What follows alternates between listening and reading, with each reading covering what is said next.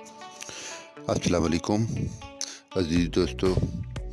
हम वादी नारां के खूबसूरत बटकुंडी से गुज़र रहे हैं, तो ये आप देख रहे हैं कि यहाँ के मकामी लोग जो हैं वो अभी इधर वापसी शुरू हो चुकी है उनकी। अभी ये चरागाहों की तरफ जा रहे हैं।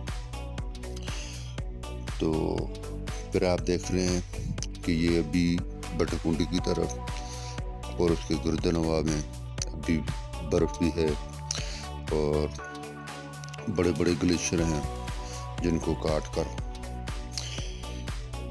रास्ते बनाए गए। तो इस तरह के माहौल है। तो मेरी आप सबसे गुजारिश है कि इस चैनल को ज़रूर सब्सक्राइब कीजिएगा। और मैं साथ में आखिर में ये कहता हूँ कि हमारे इस मकामी माहौल को साफ सुथरा रखने में अहम किरदार